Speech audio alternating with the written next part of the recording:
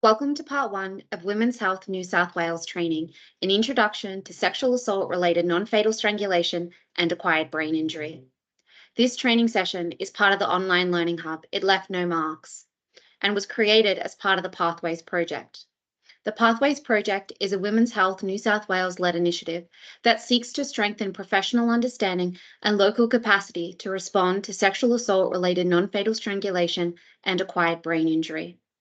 You can find out more about our project on our website, itleftnomarks.com.au. This recorded training session is broken down into 3 parts. It's advised that you complete the recordings in order. Before continuing, I would like to begin by acknowledging the traditional owners and custodians of the land in which I'm recording this training today.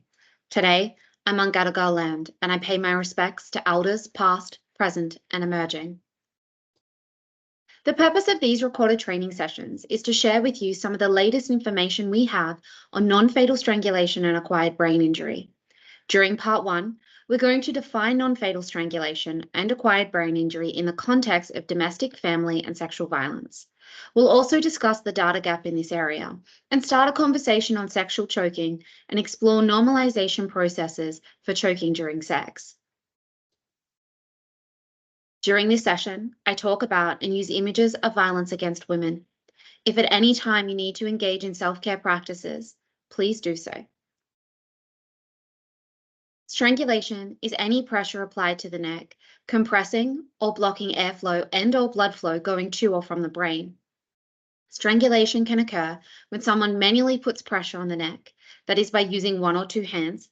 It can also happen when someone comes from behind and uses their forearm, putting the victim in a chokehold, or by pinning them against a wall or other solid object. A ligature may also be used, such as a belt, cord, rope, shoelace, or chain that is wrapped around the victim's neck.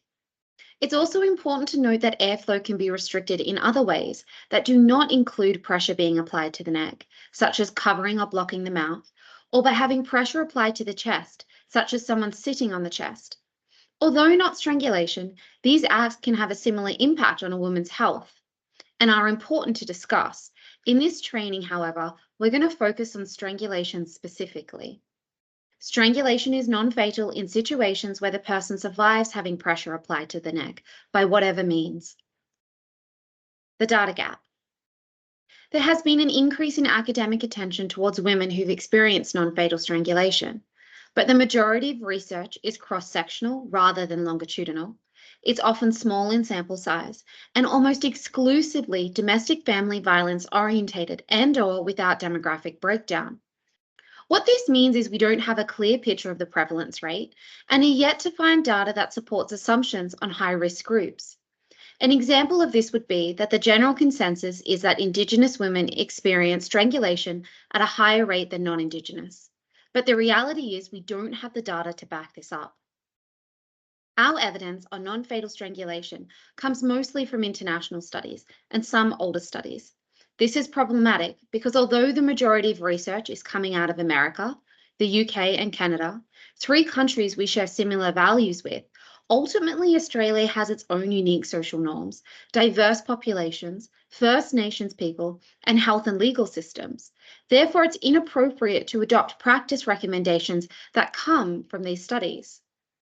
We also cannot guarantee that the older studies are relevant to contemporary society. In comparison, our medical understanding on this topic is reliant on studies related to brain injuries in athletes and military veterans, and strangulation cases associated with suicide attempts and incidences of blunt force trauma to the neck that occur in motor vehicle accidents. These studies are unsuitable because they mostly relate to males who have different pathologies than females. The mechanism of injury, how the injury occurred, is also different, and individuals in these studies generally have access to advanced rehabilitation services. We know women who experience violence often don't have access to or often don't access medical services. And we know that unlike athletes, the women who do receive medical support are often sent back home to unsafe environments. We're yet to learn what the impact of high levels of stress hormones have on brain injuries caused by non-fatal strangulation. When discussing this project with others, it's become clear that the driving force behind a lot of the changes in Australia around non-fatal strangulation and acquired brain injury is service personnel driven rather than data. It's social workers, counsellors, and doctors identifying that they don't have the information or protocols needed to respond to clients and patients who've experienced non-fatal strangulation.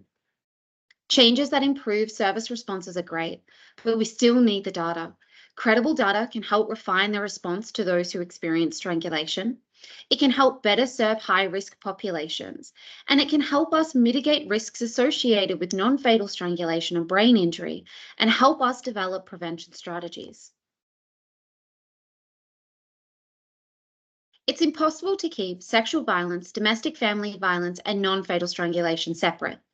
Although we lack recent data, we can make an educated assumption based on previous non-fatal strangulation studies and current sexual violence trends that the majority of sexual assault-related non-fatal strangulation is occurring in intimate partner relationships. We know that sexual violence is most often perpetrated by an intimate partner. Recent statistics from a 2021 study also tell us that 27% of women who experience coercive control also reported that their partner had strangled, choked, or grabbed them by the throat. The most recent Australian study on the prevalence of sexual assault-related non-fatal strangulation was conducted in Western Australia and analysed over 1,064 sexual assault reports from 2009 to 2015. The study found 7.4% of sexual assaults involved non-fatal strangulation.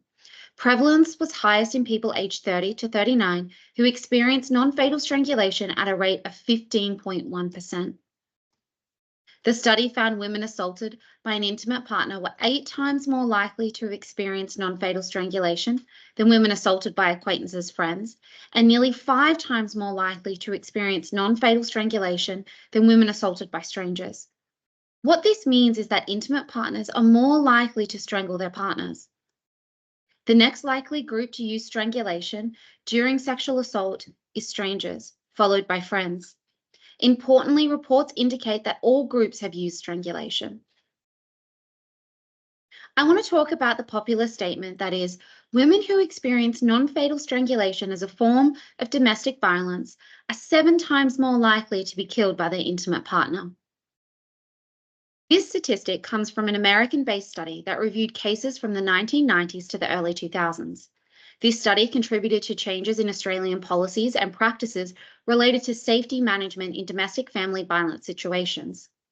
This study is extremely unique in the way it was able to track down and engage with victim survivors, and it's unlikely to be repeated again. The data gap makes it difficult to determine if this study is relevant to contemporary society. In saying this, the Australian Domestic and Family Violence Death Review Network did tell us that suffocation and strangulation were the cause of death in 12.9% of intimate partner homicides, where a male homicide offender killed a female intimate partner in Australia between 2010 and 2018. This information doesn't provide us with the current level of risk of homicide for women who experience non-fatal strangulation as a form of domestic family violence. What we are certain of is that strangulation in a domestic family violence setting is part of a pattern of behaviour that can indicate an escalation in violence and is a strong indicator for future risk of serious harm and death of the victim. But without the data, we cannot guarantee that the risk of homicide is 7 times higher for these women. Sexual choking is a popular term for strangulation enacted with consent in a sexual context. While reliable prevalence data relating to sexual choking in Australia is limited, there is increasing anecdotal evidence that, especially among younger cohorts, far too many incorrectly believe that choking is routine and risk-free.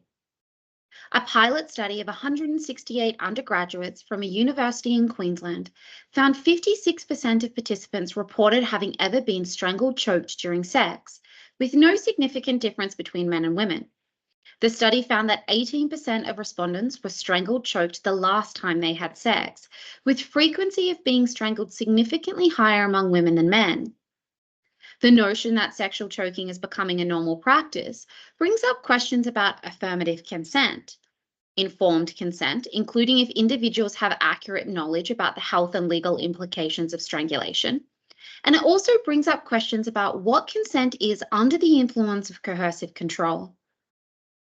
The Australian government has responded to these concerns by funding projects aimed at supporting young people to build respectful relationships and has dedicated $83.5 million over a 6-year period.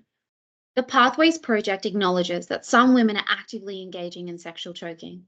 We understand that some women are currently describing this form of sexual practice as consensual, but may later redefine it as sexual violence and/or part of coercive control.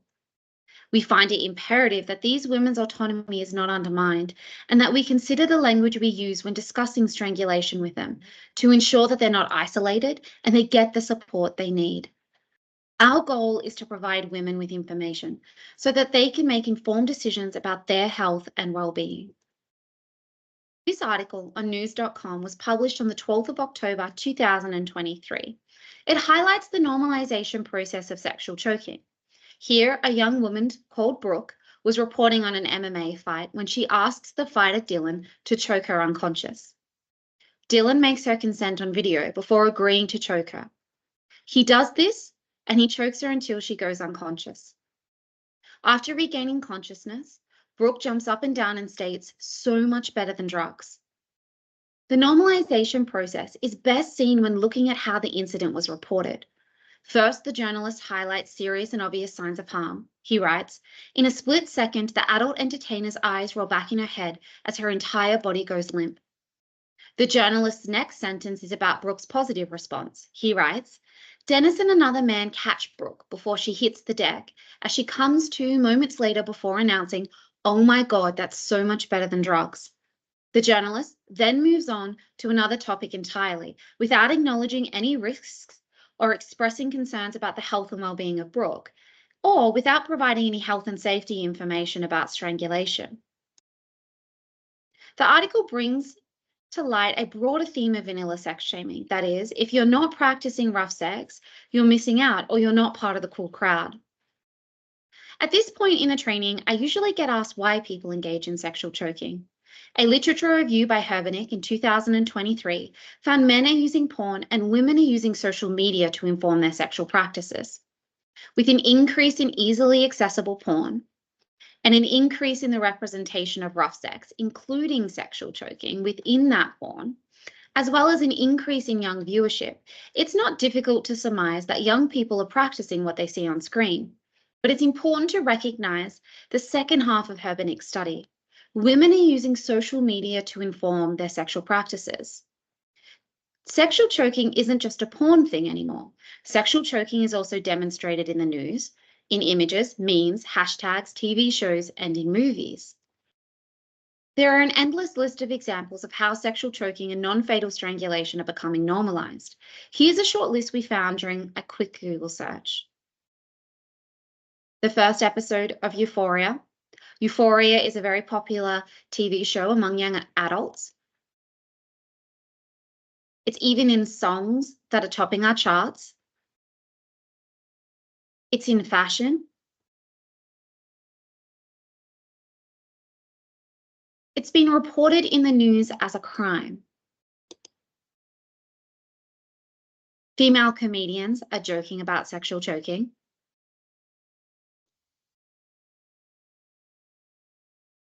It's a topic for research and journalists.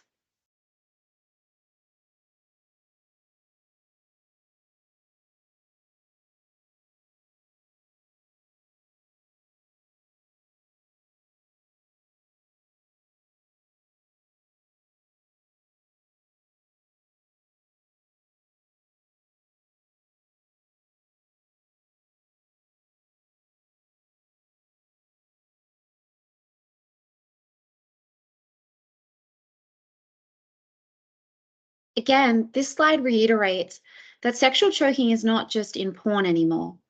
Our media is saturated in it. Be that framing sexual choking as fun, the in thing to do, or reporting it as a crime. The gendered nature of sexual choking and non-fatal strangulation. A study on undergraduates from a university in Queensland, published in early 2024, found the frequency of being strangled significantly higher among women than men. An American study on undergraduates from a Midwestern university found 1 in 3 women reported being choked during their last sexual encounter. Keeping in mind, incidences of sexual assault were eliminated from this study. Men were choked too, but the study found it was more likely to happen when the sexual encounter involved another man or a transgender or non-binary partner. What was also interesting about this study was high levels of reciprocal choking were also observed in lesbian couples. In the context of sexual violence, we understand that sexual violence disproportionately affects females, suggesting non-fatal strangulation impacts the female population at a higher rate. A Western Australian study on the prevalence of non-fatal strangulation in sexual assault found 96.6% of non-fatal strangulation victim survivors were female, and that the alleged perpetrator was male in 98% of cases.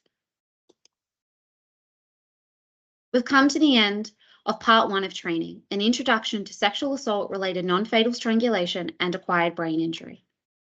The main points to take away from this session are: 1, non-fatal strangulation is any pressure applied to the neck that blocks airflow and/or blood flow going to or from the brain. 2, a lack of data on non-fatal strangulation within the Australian context is impacting our ability to effectively respond to women who have experienced strangulation and who may be suffering from a brain injury. 3, non-fatal strangulation is strongly associated with domestic, family, and sexual violence.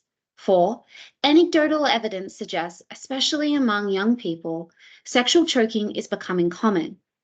This is concerning because it's thought that those engaging in these activities are unaware of the health and legal implications. 5, we discussed the gendered nature of non-fatal strangulation and sexual choking. Despite the lack of data, the general consensus is that non-fatal strangulation and sexual choking disproportionately affect women.